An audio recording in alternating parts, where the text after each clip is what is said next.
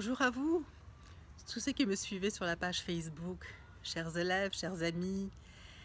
j'espère que vous allez bien. Fin septembre déjà qui approche, c'est bientôt l'automne, mais vous voyez, aujourd'hui c'est une journée magnifique avec du soleil et je pense que c'est vraiment l'occasion de savourer ces journées l'une après l'autre tant qu'elles sont là. Alors ça me fait plaisir de vous retrouver aujourd'hui. Pour ceux qui ne me connaissent pas, je suis Claudie Pfeiffer, la fondatrice du Centre En Ballons-Nous à Montréal. Et aujourd'hui, j'aimerais vous partager une expérience qui me ramène à une certaine dose d'humilité. Figurez-vous que j'ai beau avoir 40 ans d'expérience dans le mouvement, dans l'éducation somatique, j'ai beau enseigner les préventions des chutes et aussi les secrets de la marche vivante, et bien voyez-vous, je ne suis pas à l'abri d'une chute puisque il y a quelques semaines, j'ai chuté dans la rue bêtement, comme ça arrive souvent, et j'ai trébuché sur une pierre en pleine rue et je me suis fait une entorse de genou. Alors, vous me voyez sourire aujourd'hui parce que je trouve que c'est une expérience qui finalement est enrichissante pour moi, parce que j'enseigne évidemment certains principes de l'éducation somatique qui sont arrêter de forcer, de ne pas pousser sur soi, s'assurer de garder du confort lorsqu'on fait des mouvements. Et avec cette entorse, eh bien, j'ai dû retourner à mes classes et recommencer à appliquer sur moi-même ce que j'enseigne et aussi avoir beaucoup d'affection et de compassion pour mes élèves quand ils commencent souvent dans ce type de travail, parce que un des grands défis en éducation somatique, c'est justement de réduire l'effort, d'arrêter de pousser sur soi, d'être vraiment gentil avec soi-même, de bouger de façon homéopathique. Et j'ai dû me le rappeler à plusieurs reprises.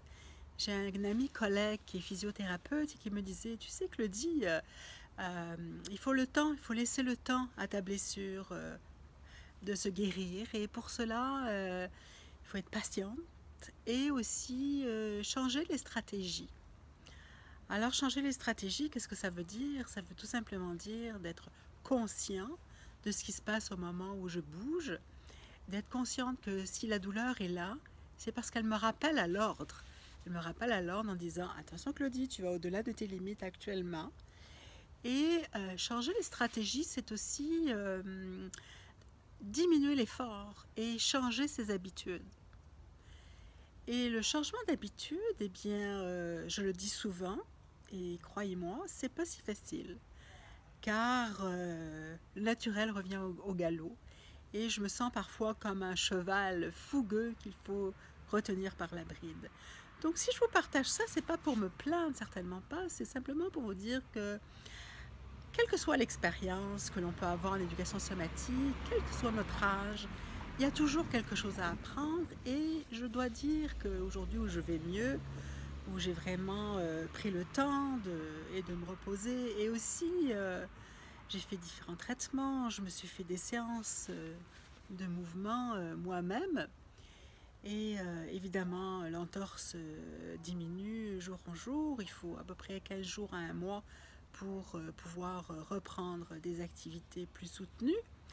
Mais voyez-vous, aujourd'hui j'ai voulu m'amuser à faire un genre d'aérobie, et tout de suite mon genou m'a rappelé à l'ordre et m'a dit Claudie, non, il y a de la douleur, tu n'es pas prête encore. Donc c'est un enseignement que je vois qui continue à être applicable,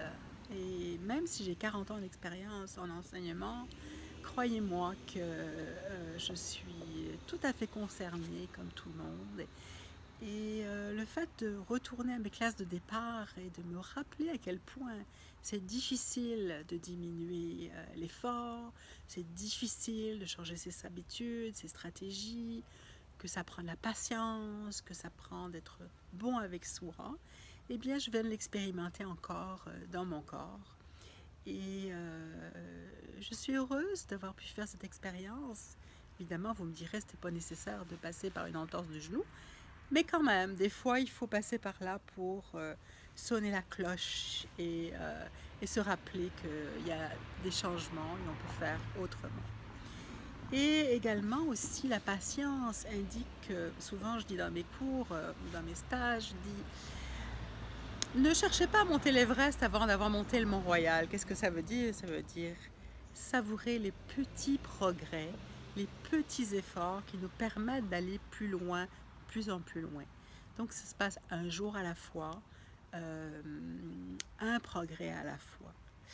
Donc c'est ce que je voulais vous témoigner en cette fin d'été pour vous rappeler que ce travail en éducation somatique, ce travail de conscience sur soi, c'est une conscience et c'est une écoute de chaque instant et que chacun, quel que soit le niveau où on est rendu, a toujours besoin de se faire rappeler à l'ordre et de continuer à apprendre. Et je crois profondément que aujourd'hui, à l'aube de mes 64 ans, eh bien, je peux continuer encore à apprendre et c'est ce que j'enseigne, car c'est important de continuer à savourer, d'être en mouvement et de continuer à apprendre le plus longtemps possible pour rayonner dans le monde d'aujourd'hui. Alors je vous dis à très bientôt et au plaisir de vous revoir plus tard